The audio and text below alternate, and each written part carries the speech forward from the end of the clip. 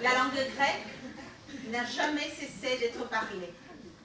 Elle a subi les altérations que subit toute chose vivante, mais elle n'est marquée d'aucune faille. Ce qui caractérise encore cette tradition, c'est l'amour de l'humain. C'est avec ces mots que Yorgos Seferis a évoqué la continuité de la tradition et de la langue grecque dans son discours prononcé à Stockholm en novembre 1963, lorsqu'il a reçu le prix Nobel de littérature. Ce soir, nous voudrions vous faire voyager dans cette tradition, dans cette langue. Un voyage dans les mots, un voyage à bord de mots. Votre présence ici ce soir est une preuve tangible de votre intérêt ou de votre curiosité pour la langue grecque. Cette curiosité est pour moi comme une page blanche à remplir de mots, d'idées, de textes grecs. Commençons alors notre voyage. La destination précise, on la découvrira ensemble un peu plus tard. Pour le moment, suivons le conseil que nous donne Constantin Cavafy au début de son poème Ithaque. Souhaitons que le voyage soit long, plein d'aventures, plein de connaissances. Σαν βγεις στον πηγεμό για την Ιθάκη, να εύχεσαι να είναι μακρύς ο δρόμος, γεμάτος περιπέτειες, γεμάτος γνώσεις. Να εύχεσαι να είναι μακρύς ο δρόμος. Πολλά τα καλοκαιρινά πρωιά να είναι, που με τι ευχαρίστηση, με τι χαρά θα μπαίνεις σε λιμένας πρωτοειδωμένους. Να σταματήσεις σε εμπορία φοινικικά, και τις καλές πραγμάτιες να αποκτήσεις, σε ντέφια και κοράλια, και χρυπάρια και έβαινους, και ειδονικά μυρωδικά κάθε λογής. Όσο μπορείς πιο άφθονα ειδονικά μυρωδικά. Σε πόλεις Αιγυπτιακές πολλές να πας, να μάθεις, και να μάθεις από τους σπουδασμένους.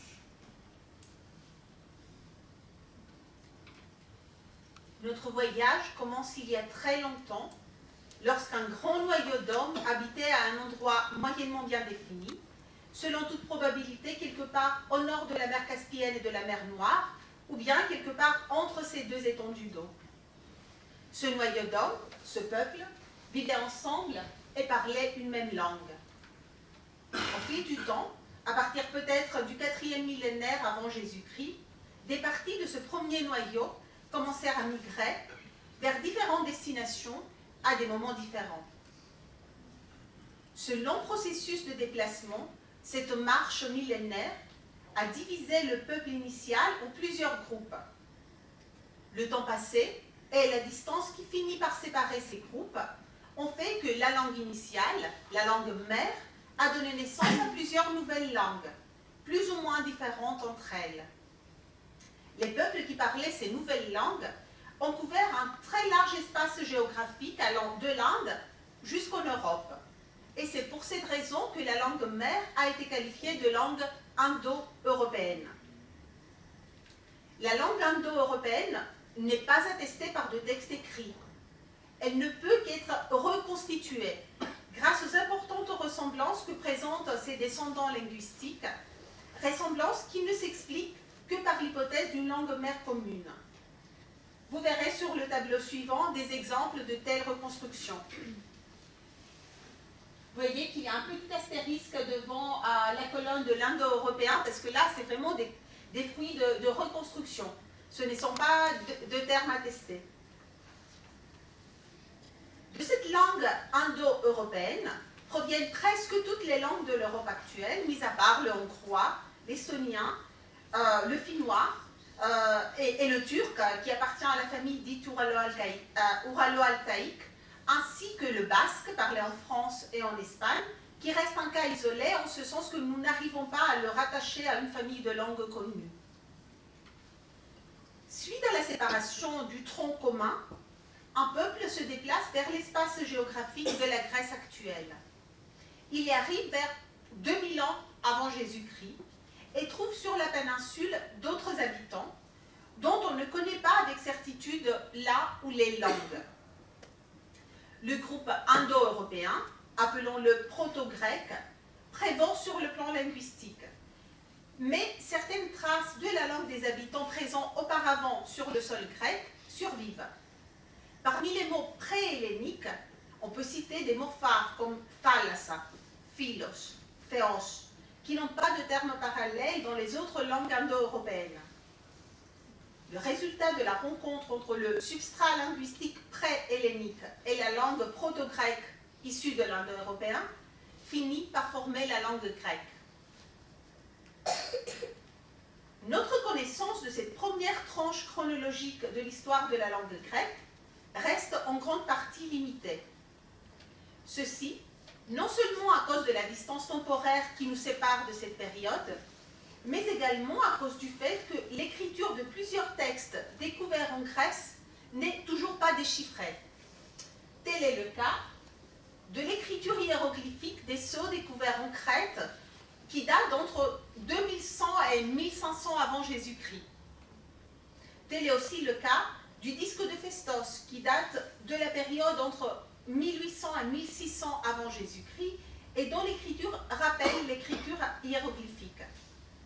C'est enfin le cas des tablettes, sceaux et disques portant des inscriptions en linéaire A qui ont été découverts en Crète sur différents sites, ainsi que dans quelques autres localités de la Grèce continentale et qui datent de la période entre 1750 et 1450 avant Jésus-Christ. L'écriture syllabique de ces documents n'a pas encore été déchiffrée et il est pour le moment impossible de savoir s'il s'agit de textes écrits en grec ou bien de textes écrits dans une autre langue. La même question, savoir si le texte est grec ou pas, s'est posée par le passé au sujet des tablettes écrites en linéaire B. Le doute s'est levé lorsque, peu après la fin de la Seconde Guerre mondiale, Ventris, un architecte spécialiste de cryptographie, et Chadwick, un philologue, se mirent à travailler ensemble sur le déchiffrement du linéaire B, l'écriture des nombreuses tablettes d'argile gravées retrouvées dans les palais de Knossos et de Pylos. Pour ce faire, Ventris et Chadwick ont repris les techniques de l'armée pour briser les codes secrets de l'armée allemande lors de la Seconde Guerre mondiale. Leur travail donna lieu en 1953 à la publication d'un article qui révolutionna le monde des érudits. L'article parut dans le journal Journal of Hellenic Studies. Il fut intitulé Evidence for Greek Dialect in the Mycenaean Archives et accompagné d'un alphabet du linéaire B. Ventris et Chadwick y défendirent l'idée que l'écriture des dites tablettes est en fait une écriture archaïque du grec. Peu de temps après, une confirmation décisive fut procurée par la tablette 641 de Pylos que vous voyez et qui a été découverte par Blegen en 1952 et publiée en 1953. Cette tablette est illustrée par des idéogrammes précis qui montrent qu'il est question de trépieds et de vases divers, à une, deux ou plusieurs anses. Or, en appliquant les règles de transcription proposées par Ventris et Chadwick, on peut lire deux trépieds, Egios le Crétois les fabriqua, deux grands vases à trois anses, ainsi de suite. Le sens semble donc parfaitement satisfaisant, puisque, à côté des représentations figurées des trépieds et des vases, on retrouve les noms des mêmes objets. La tablette des trépieds confirma ainsi la validité de l'alphabet du linéaire B, proposé par Ventris et Chadwick peu avant. Puisque le linéaire B est donc une écriture grecque, et que les premières tablettes crétoises en linéaire B datent de moins 1450, on peut affirmer que le grec écrit a une histoire d'au moins 3500 ans. Il convient de noter que le linéaire B est une écriture syllabique. Il comprend 87 symboles qui correspondent chacun à une ou plusieurs syllabes, ainsi qu'à peu près 260 idéogrammes. Les imperfections d'une telle écriture sont évidentes. Tout d'abord, le système est très difficile à acquérir, étant donné le nombre très élevé de symboles utilisés. En deuxième lieu, et ceci est encore plus important, cette écriture reste approximative, en ce sens que chaque symbole correspond à plusieurs combinaisons de sons, plusieurs syllabes. À ces imperfections viendra remédier l'alphabet grec, qui constitue une des plus grandes avancées léguées par les Grecs de l'Antiquité à la postérité. Ce fameux alphabet grec, les Grecs ne l'ont pas inventé de toutes pièces. Leur point de départ fut l'alphabet phénicien. Or, l'alphabet phénicien contenait 22 symboles qui servaient à noter uniquement les consonnes, pas les voyelles. Néanmoins, en langue grecque, les variations des racines des différents mots sont souvent perceptibles au niveau des voyelles, précisément. Prenons un exemple. La succession des consonnes kappa, pi, sigma pourrait correspondre à des termes aussi différents que kapos, kepos ou kopos, mais aussi à plusieurs cas de chacun des deux mots. Kepois, kepus, kopois, kopus. Utiliser uniquement les consonnes ne permettrait pas de distinguer entre ces mots et serait à l'origine d'une totale confusion. Puisque donc la présence des voyelles dans l'alphabet était indispensable, les Grecs conservèrent les formes des lettres phéniciennes, mais ils transformèrent en voyelles alpha, epsilon, eta, iota, omicron. Les lettres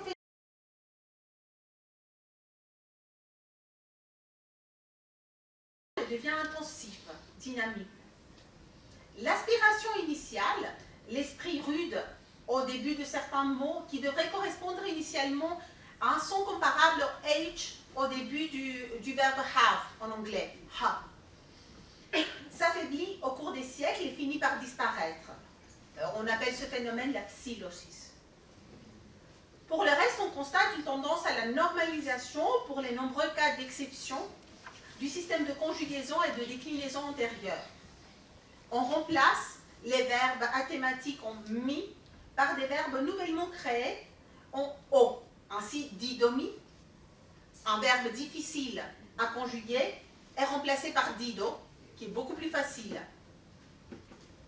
Par ailleurs, on ramène les mots de la troisième déclinaison, les noms sans voyelles thématiques, au modèle plus facile de la première et de la deuxième déclinaison. Ainsi, la forme opais, l'enfant, cède sa place au terme topaidion, formé par le simple ajout de la terminaison diminutive ion. Le nouveau terme topaidion perd progressivement sa valeur diminutive initiale et il finit par être synonyme de opais. Mais avec ce changement, cet ajout de la terminaison diminutive, on peut maintenant appliquer le modèle bien plus simple de la deuxième déclinaison à un terme, opais, qui appartenait initialement à la difficile troisième déclinaison. On constate également une limitation drastique de l'emploi du datif et de l'optatif, ainsi que les premières étapes d'un passage progressif vers la formulation périphrastique du futur et du subjonctif. Ainsi, en quelques mots, on peut dire que la langue grecque passe du grec ancien très synthétique à un grec quasi moderne et certainement beaucoup plus analytique. Et bien sûr, on commence à noter les accents et les esprits. Et ceci afin de faciliter l'effort des langues grecques pour prononcer correctement. Oui, ça n'a pas été fait pour vous compliquer la vie, les accents. Ça a été fait pour faciliter la lecture à des personnes qui ne comprenaient pas d'office comment il faut prononcer un mot. Lors de la conquête romaine, les conquérants sont profondément influencés par la civilisation et par la langue grecque, où ils puisent une longue série de termes. Le passage du grec au latin a ouvert la voie pour la transmission successive, depuis le latin, vers les langues européennes, et notamment le français. Nous y reviendrons plus tard. L'ère du christianisme venue, les textes sacrés de la nouvelle religion sont rédigés en grec, et précisément dans cette forme simplifiée du grec, qui permettait qu'il soit compréhensible au plus grand nombre de personnes. Ainsi, la koiné devient la langue des évangiles. Lisons le début de l'évangile selon Jean. Εν αρχή είναι ο Λόγος, και ο Λόγος είναι προς τον Θεό, και Θεός είναι ο Λόγος. ούτως ειν εν αρχή προς τον Θεόν. Πάντα δι' αυτού εγένετο, και χωρίς αυτού εγένετο ουδέ εν ο γέννη. Εν αυτό ζωή είναι, και η ζωή είναι το φως των ανθρώπων. Και το φως εν τη σκοτία φαίνει, και η σκοτία αυτό που κατέλαβε.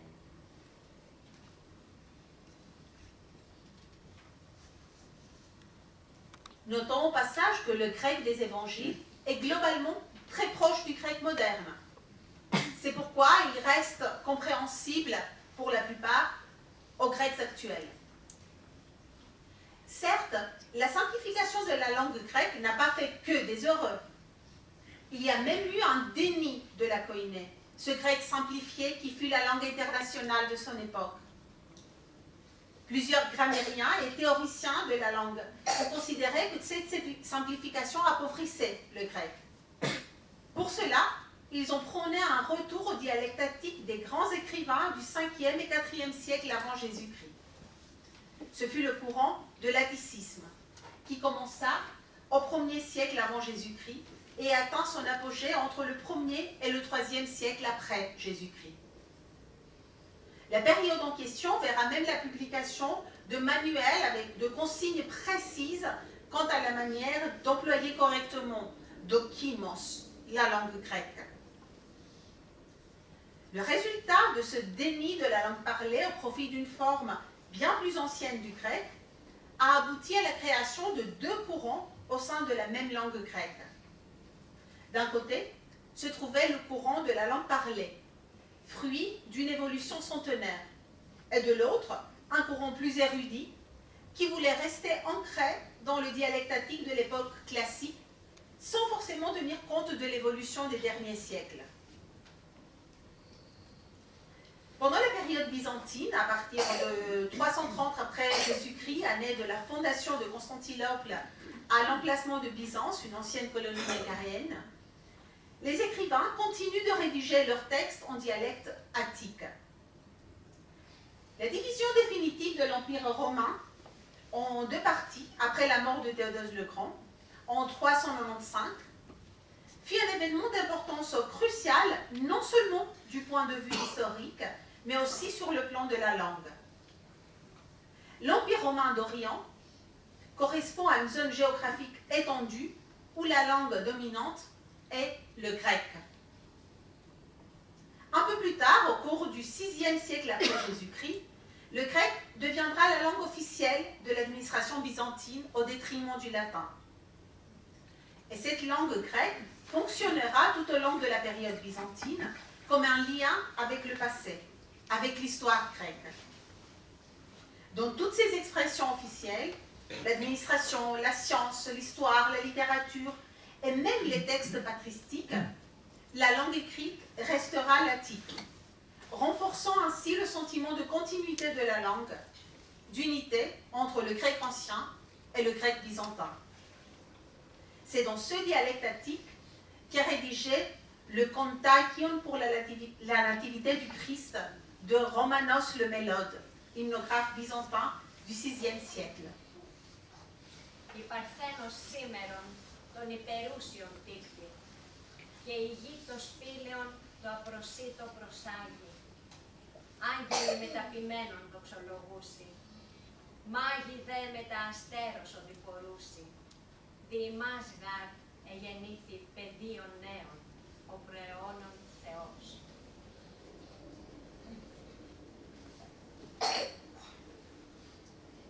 Justement, à cause de l'omniprésence de l'atticisme, nous avons beaucoup de mal à suivre de près l'évolution du grec oral au cours du Moyen-Âge, les modifications du parler des Byzantins.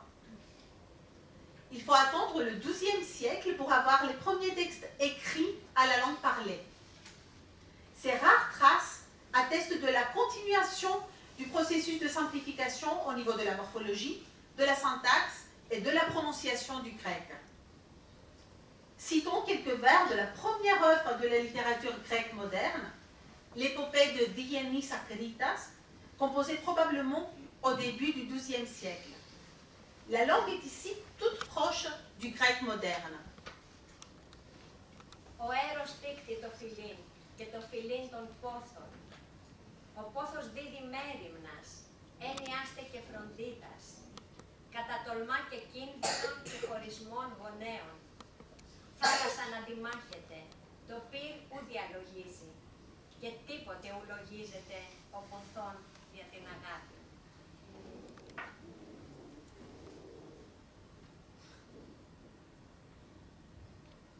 La conquête ottomane de Constantinople en 1453 fut un moment crucial tant pour la civilisation que pour la langue grecque. Mais sur l'île de Crète, qui resta vénitienne jusqu'en 1669, année de sa conquête par les Ottomans, la littérature a eu le temps de se développer et de laisser une trace écrite de la langue parlée, parsemée de plusieurs traces du dialecte local, aussi bien que de quelques éléments archaïsants. Un des textes prééminents de cette période porte le nom de son héros principal, Eratokritos. Ce long poème d'à peu près 10 000 vers fut composé par le poète crétois Vitsentzos Kornaros au début du XVIIe siècle. Il raconte l'amour et les innombrables aventures de deux jeunes, Eratokritos et Arethusa. Le traitement du sujet donne lieu à des discussions sur l'amour et l'amitié, l'honneur et le courage, le rang social. Des extraits d'Eratokritos sont restés vivants dans la chanson populaire et beaucoup de Crétois connaissent par cœur et chantent encore des passages entiers de ce texte qui fait par ailleurs penser au distique crétois, les mandinades, composés encore en Crète en toute occasion. En voici un extrait. Τα μάτια δεν καλοθωρούν στο μάκρεμα του τόπου. Μα πλιά μακριά και πλιά καλά θωρεί η καρδιά του ανθρώπου. Εκείνη βλέπει στα μακρά και στα κοντά γνωρίζει και σε έναν τόπο βρίσκεται και σε πολλούς γυρίζει. Τα μάτια να είναι και ανοιχτά, τη νύχτα δεν θωρούσε. Νύχτα και μέρα της καρδιάς τα μάτια συντηρούσε. Χίλια μάτια έχει ο λογισμός, μερόνυχτα βιγλίζουν. Χίλια η καρδιά και πιότερα, κι ουδέποτε σφαλίζουν. Μακρά ήταν ο Ρωτόκριτος από την Αρετούσα. Τα μάτια που είχε στην καρδιά πάντα την εθωρούσα. Εθόριετη πού βρίσκοντο, ταχύ νύχτα πως πέρα, μόνο που δεν την ήβλεπε με μάτια την ημέρα. Από ό,τι κάλλη έχει άνθρωπος, τα λόγια έχουν τη χάρη. Να κάνουν σε κάθε καρδιά παρηγοριά να πάρει. Κι όπου κατέχει να μιλεί με γνώση και με τρόπο, κάνει και κλέσει και γελούν τα μάτια των ανθρώπων.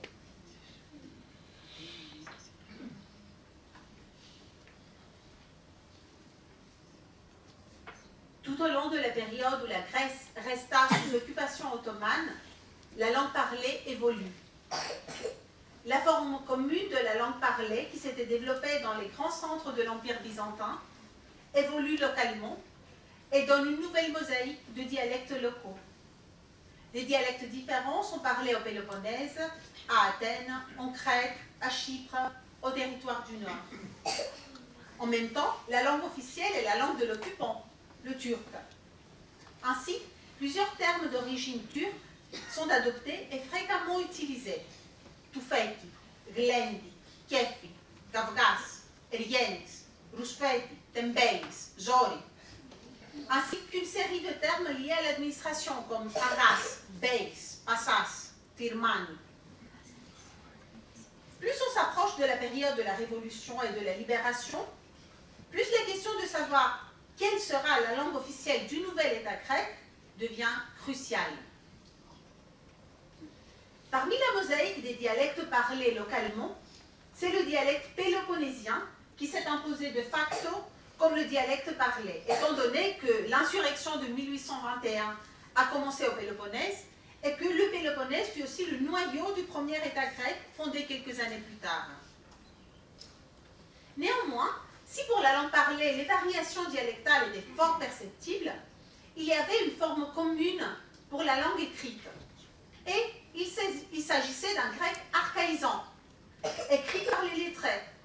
Un grec qui ne correspondait pas à la langue parlée, mais qui se devait d'imiter était le grec ancien, et notamment le dialecte de sa cité la plus illustre, Athènes. La question qui avait été posée dans un premier temps par les Alexandrins, à savoir si la gloire du passé pouvait être reconquise via un retour forcé à une forme antérieure de la langue, revient au premier plan de la réflexion de bon nombre de spécialistes. Quelle langue faut-il alors pour la Nouvelle Grèce? 3 alternatives se dessinent. Adopter une langue archaïsante, accepter la langue parlée comme le seul véritable moyen d'expression du peuple grec, ou bien corriger la langue parlée pour la rapprocher du grec ancien, la nettoyer afin de créer une langue pure, une katharevousa, non contaminée par tous les emprunts d'origine turque, albanaise, vénitienne, qui étaient abondants dans la langue parlée. La discussion n'a pas été brève et la réponse n'a pas été facile à trouver. Dans un premier temps, la langue officielle de l'État grec fondé en 1830 fut la katharevousa. Jusqu'en 1917, elle était obligatoire même au sein de l'école primaire. Il a fallu beaucoup de temps, beaucoup d'encre et de grandes personnalités comme le linguiste Psycharis pour que la langue parlée, la vimotiki, commence à se faire accepter. Au départ, l'écart entre la katharevousa, la langue pure, et la vimotiki, la langue du peuple, était particulièrement profond. Puis, peu à peu, les positions extrêmes se sont quelque part atténuées. D'un côté, la tendance de la katharevousa a contribué à remplacer plusieurs termes d'origine turco-vénitienne par de nouveaux mots formés à partir de racines grecques. Ainsi, le terme symboleographos est venu remplacer le mot notarios. Hypurgos s'est imposé à la place de ministros. Et le terme kypos a pris la place du mot baxès pour le jardin. Parallèlement, le grec parlé a petit à petit fait son chemin et gagné ses titres de noblesse, notamment dans la bouche de poètes dont 2 ont été nobelisés. Je pense à Yorgos Seferis et Odysseas Elitis, ainsi que de grands écrivains, Kazantzakis. Le long chemin s'est achevé lorsqu'en 1976, l'État grec a pris la décision historique de reconnaître la vimotiki, la langue parlée par le peuple, comme langue officielle. Par la suite, avec l'abolition des multiples accents qui a été décidée en 1980, la langue grecque a franchi pour le moment, la dernière étape de sa longue histoire de transformation et d'évolution. Au bout de ce long parcours, la langue grecque a évolué, avancé, connu des modifications, sans jamais perdre son rapport très étroit avec ses premières formes, celles que prononçaient nos ancêtres de l'Antiquité, de l'époque homérique ou du siècle d'or d'Athènes. La langue grecque, comme par ailleurs toute langue, s'est modifiée, simplifiée, enrichie, transformée pour couvrir les besoins, eux aussi évolutifs, du peuple grec qui la parle et des contextes historiques et sociaux qu'elle est appelée à exprimer. Mais elle est quand même restée une et la même, sans rupture dans son parcours d'au moins 35 siècles. Il est dans ce contexte intéressant de noter que, même si la lecture des textes grecs anciens à l'original n'est pas toujours un jeu d'enfant pour le grec actuel, il reste bien des phrases que sont prononcées ou écrites et qui restent aujourd'hui parfaitement compréhensibles à tout le public hellénophone. Je pense aux exhortations homériques en Aristevin, Isionos Aristos amínese peri patris. Je me réfère aussi au fameux Andron epiphanon passa kitafos. Je prononce les phrases à la manière dont les prononcent les Grecs actuels, ou au passage encore plus connu, Eros anikatemachan de l'Antigone de Sophocle. Ce sont là des phrases que nous utilisons assez fréquemment. D'où la force du vers d'Odysseas Elitis, qui écrit « Grec, me fut donnée la langue, humble ma maison sur les sables d'Homère. Mon seul souci est ma langue sur les sables d'Homère. » Τη γλώσσα μου έδωσαν ελληνική, το σπίτι φτωχικό στις αμμουδιές του Ομήρου. Μονάχη έγνοια η γλώσσα μου στις αμμουδιές του ομοίου. D'où aussi l'affirmation de Γιώργος Σεφέλης qui dans ses essais précise η ελληνική γλώσσα, ο άνθρωπος, η θάλασσα. Για κοιτάξτε πόσο θαυμάσιο πράγμα είναι να λογαριάζει κανείς πως από την εποχή που μίλησε ο Όμηρος ως τα σήμερα, μιλούμε, ανασένουμε και τραγουδούμε με την ίδια γλώσσα.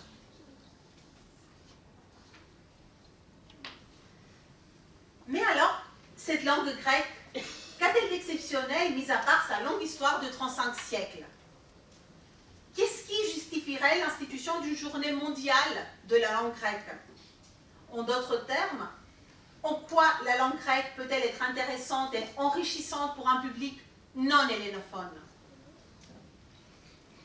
Pour répondre à cette question, je vois principalement deux grandes pistes à exploiter. La première est liée au contenu des textes grecs, auxquels une connaissance de la langue grecque nous donne un accès direct. Nous avons lu quelques vers d'Homère et nous avons vu défiler devant nos yeux des idées et des questionnements cruciaux et d'une actualité troublante. La place de l'homme dans le monde, les marges de sa liberté d'action, le rôle de la volonté divine, le désir de laisser une trace glorieuse aux yeux de la postérité. D'autres passages homériques abordent d'autres sujets tout aussi féconds, tels la piété, l'honneur, la protection de la famille et de la cité natale. Les quelques vers de l'Antigone de Sophocle ont déjà soulevé la question des lois humaines et des lois non écrites, et pour cela même encore plus importantes. D'autres passages de la tragédie abordent le sujet de la patrie et de sa défense, de l'amour, de la démesure, l'hubris, qui conduit de manière inéluctable à la chute. Lire Thucydide, c'est découvrir des passages d'une lucidité irréprochable et quasi troublante sur la nature humaine, le sens de la paix et de la guerre, le fonctionnement de la démocratie. Lire les philosophes grecs, c'est tenter d'appréhender le monde et la nature humaine, chercher la vérité. Apprendre le grec, c'est donc se donner un accès direct à des textes fondamentaux pour la pensée européenne. Pour en venir à la littérature plus récente, l'Irelitis, c'est, à mes yeux de romantique, absorber en quelques vers un concentré d'audace lexicale, de musicalité et de soleil. Si la première piste est liée au contenu des textes grecs, la seconde est liée aux racines grecques et à leur présence dans la grande majorité des langues européennes. Prenons l'exemple du français. De la langue d'Homère à la langue de Molière, les racines grecques se sont transmises au moyen de deux chemins bien distincts. Une partie des racines est passée du grec au latin, puis du latin au français. Nous avons déjà abordé le sujet de l'alphabet et noté que lorsque les Romains s'emparent de la Grèce, ils sont fortement influencés par la littérature et la civilisation grecque. Or, avec l'alphabet, la littérature et les traces de civilisation grecque, sont passés au latin plusieurs mots grecs. Nauta, poena, massa, gubernator, ballineum, ainsi que plusieurs mots provenant de la terminologie des sciences ou de l'art. Grammaticus, rhétor, musica. Les racines passées du grec au latin sont par la suite transmises du latin au français. Lors de ce passage, plus un terme était populaire et courant, et plus il avait des chances d'être considérablement modifié. Ainsi, le grec ecclesia, donnant en latin ecclesia, mais finit en français sous la forme très modifiée d'église. En revanche, les mots grecs adoptés par le latin et puis introduits dans le français, mais limités à un emploi érudit par quelques personnes lettrées, ont subi beaucoup moins de changements et gardent pour cela une très impressionnante limpidité étymologique. Ainsi, le mot grec philosophos, du mot grec philosophos, nous sommes passés au terme latin philosophus, qui a donné lieu au mot français philosophe, qui garde toute sa transparence étymologique. Il en va de même pour des termes comme catholicos, catholicus, catholique. Mais il existe aussi des racines grecques qui se sont infiltrées dans la langue française sans passer par l'intermédiaire du latin. Dès la fin du Moyen-Âge, les philosophes et savants européens se sont trouvés dans l'embarras d'avoir à exprimer des notions qui n'avaient pas de nom dans leur langue et pas davantage en latin. Ils se tournèrent alors vers le grec et ils trouvèrent soit des mots que les anciens Grecs avaient employés dans le sens voulu, soit d'autres qui avaient eu un sens voisin. Le français misogyne, par exemple, est directement tiré du grec misogynes, sans l'intermédiaire du latin, et il a le même sens que son modèle ancien. Il n'en est pas tout à fait de même pour télescope. Après avoir inventé l'objet, il a fallu le nommer, et on l'a nommé d'après le grec télescopos, un adjectif signifiant « qui voit loin ». Qui plus est, pour un nombre croissant de concepts nouveaux, la langue grecque, telle qu'elle fut parlée et écrite dans l'Antiquité, n'offrait pas de vocable adéquat. Confrontés à de tels cas, les savants utilisèrent la procédure suivante. On imagina ce que les Grecs auraient dit s'ils avaient eu à nommer l'objet ou le concept nouveau. On emprunta des racines grecques, on fit souvent appel à la composition, un procédé fréquemment utilisé dans la langue grecque, et on fabriqua ainsi un nouveau terme que l'on transcrivit par la suite en français, ou en anglais, ou en italien. Et vu que les fabricants de mots sur la base de racines grecques sont en général d'excellents hellénistes, l'imitation fut très souvent très réussie. Ainsi, le terme astronaute repose sur une forme hypothétique astronautes, navigateur des astres, que les Grecs n'ont bien entendu jamais utilisé, mais qui reste parfaitement conforme au principe de la composition des mots grecs. Il en va de même pour les termes de racines grecques, mais de composition récente, qui désignent les spécialités médicales, pédiatre, dermatologue, ophtalmologue, et ainsi de suite. Par ailleurs, certains éléments transplantés du grec se sont avérés remarquablement fertiles dans le français. Je pense par exemple à des éléments comme hyper, hypo, poly, méga, micro, mètre, pour exprimer les quantités, anti, philo, miso, phobie, pour exprimer les relations, auto, 10, pour exprimer les modalités, chrono, archéo, paléo, néo, pour situer dans le temps. Sans oublier tout le vocabulaire lié au corps humain, ses parties et organes, ses maladies, les soins et les remèdes. C'est au moyen de ces deux voies principales que les racines grecques ont réussi à s'infiltrer et à s'installer à l'intérieur de presque toutes les langues européennes. C'est ainsi qu'elles ont réussi à émailler la langue française. Et je ne me réfère pas uniquement à la langue la plus érudite et scientifique, mais aussi au français de tous les jours, celui que vous utilisez lorsque vous allez au cinéma ou au théâtre, lorsque vous regardez la télé, lorsque vous récitez à vos enfants des scènes mythologiques ou des épisodes historiques ou fantastiques, quand vous les aidez à réviser leurs cours de physique, de maths, d'histoire et de géo, de biologie, d'astronomie ou de philosophie, lorsque vous les amenez à leurs cours de musique ou de gym, à leur entraînement d'athlétisme, quand vous les accompagnez à la bibliothèque, ou lorsque vous passez votre dimanche au musée historique et archéologique, au jardin botanique, au musée d'ethnologie ou à celui de la céramique suisse. Vous êtes par ailleurs helléniste à chaque fois que vous discutez de votre travail systématique, méthodique, organisé. À chaque fois que vous formulez des discours logiques ou critiques. À chaque fois que vous dialoguez, que vous vous montrez sensible à l'esthétique et à la mélodie des mots, que vous tentez d'analyser ou de synthétiser. Et pour ceux d'entre vous qui êtes diplomates, vous essayez sans doute d'harmoniser les choix économiques, numismatiques et politiques afin de trouver des schémas thérapeutiques idéaux pour mettre fin à la crise économique et politique actuelle, tout en tâchant d'organiser, programmer et orchestrer ces politiques dans un climat démocratique.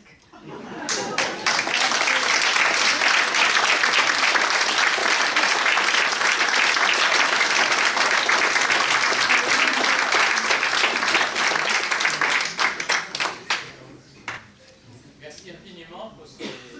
Si les racines grecques sont présentes dans nos différentes langues européennes, si elles servent à structurer et à véhiculer nos pensées et notre conception du monde, alors le chemin vers une journée mondiale de la langue grecque, c'est nous tous, ensemble, que nous devons le parcourir. Merci beaucoup de votre attention.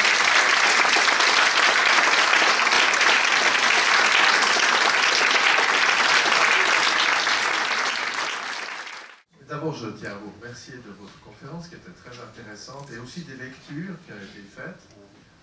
Et j'ai trouvé très intéressant de comparer les lectures faites par Terpsy, Ariel Birchner et les autres lecteurs, parce que dans la lecture de Terpsy, qui était faite avec la prononciation érasmienne, on sentait très bien la différence de longueur des voyelles qu'on ne sentait évidemment pas dans les autres, par la force des choses. Donc, la question que j'aurais, vous avez très bien parlé de cette disparition de l'opposition des voyelles longues et des voyelles brèves, mais vous n'avez pas parlé du tout d'un autre phénomène qui caractérise l'évolution du grec ancien vers le grec moderne, qui est le iotacisme. Est-ce que vous pourriez en dire quelques mots? Il est vrai qu'on est obligé, dans le contexte d'une conférence sur la langue grecque et d'une évolution de longs siècles, de faire des choix. Le iotacisme est un autre phénomène qui s'inscrit justement dans ces tendances vers la simplification qui commencent relativement tôt et on se rend compte via les premières confusions qui sont attestées sur des textes écrits et qui se terminent au cours de la période byzantine. Si je ne me trompe pas, la dernière étape du iotacisme doit être liée au iotacisme du Upsilon et du Omicron iota, qui doit avoir lieu aux alentours du 9e siècle après Jésus-Christ, à confirmer, mais c'est encore un long processus de simplification de la prononciation. S'il vous plaît, qu'est-ce que c'est le iotacisme?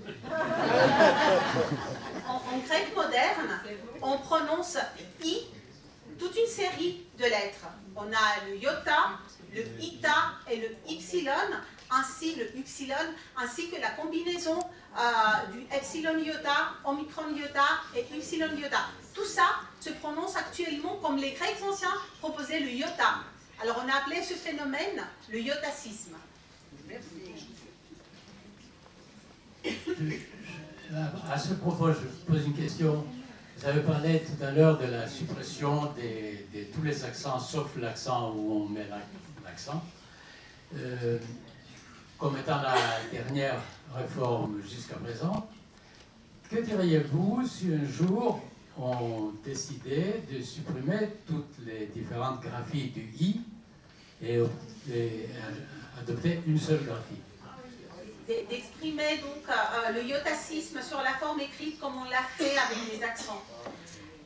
La question est très débattue. Si vous posiez la question dans le contexte d'un milieu purement scolaire, les élèves auraient crié à la victoire. Néanmoins, la langue grecque garde toujours une orthographe historique qui permet, en lisant un mot, en le voyant écrit sur un papier, de comprendre avec quels autres mots il est lié, il fait partie de la même famille. En grec, on a deux mots qui veulent dire, qui ont le même, qui se prononcent par le son niki. C'est la victoire et le loyer, n'est-ce pas? En voyant niki, la victoire écrite avec iota, ita, on comprend très bien que la racine, ce nik, est la même que celle du verbe niko, gagner. Alors qu'en voyant niki avec omicron iota, on découvre tout de suite la racine de oikos, de l'habitation, de la maison et de la famille qui vient. Donc à mon sens, simplifier jusqu'à aller jusqu'à la simplification parfaite, écrire tout avec iota et omicron, serait perdre beaucoup de transparence étymologique, serait perdre une bonne partie de ce que l'image du mot nous fait découvrir sur ses origines.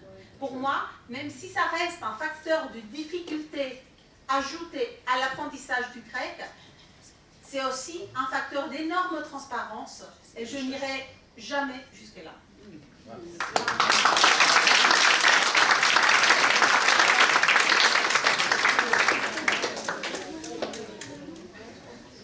Si, avant de passer la parole au consul général, je ne sais pas si vous avez d'autres questions. Je voulais juste me permettre de féliciter et de remercier les associations lausannoises qui m'ont fait l'honneur de me convier ici ce soir. C'est avec beaucoup de plaisir que je suis venue. Remercier du fond du cœur toute l'équipe du théâtre grec, Grigoria Dimitris, mais aussi Anna Bertou qui est dans l'auditoire, Maria Campagnolo qui n'est pas parmi nous ce soir, qui ont été des compagnons mais précieux dans ce voyage dans les mots. On a beaucoup travaillé avant la première présentation de l'année dernière. On s'est vu et revu et discuté, on a été d'accord et pas tout à fait d'accord sur différents sujets. Ça a pris du temps et beaucoup d'énergie, mais je leur suis particulièrement reconnaissante.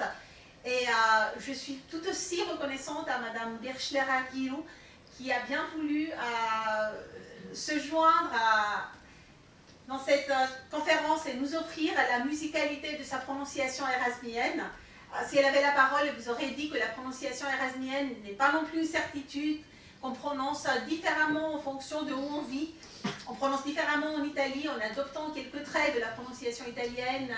On prononce différemment dans la Suisse alémanique que dans la Suisse francophone.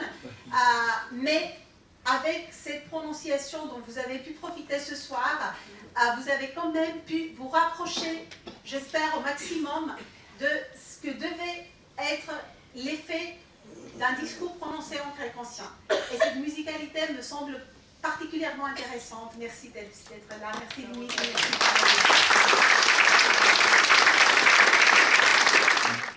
Στην Ελλάδα λέμε είμαστε Έλληνες.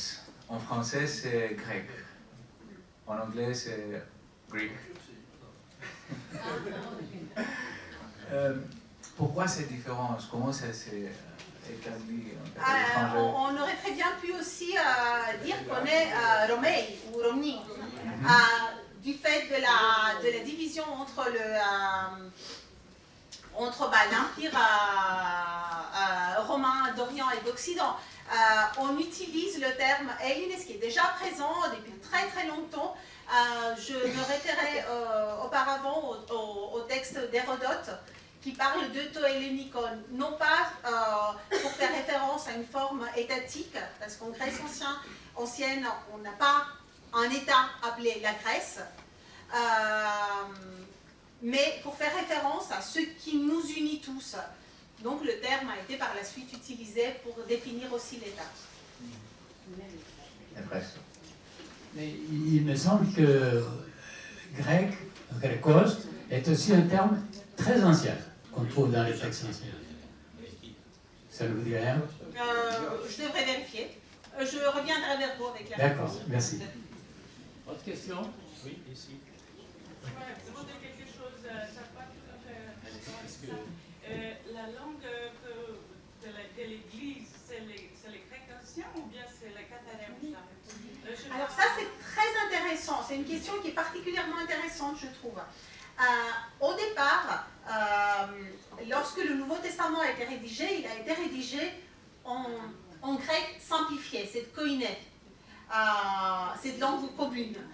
Le but étant qu'un maximum de personnes puissent avoir accès à ce texte.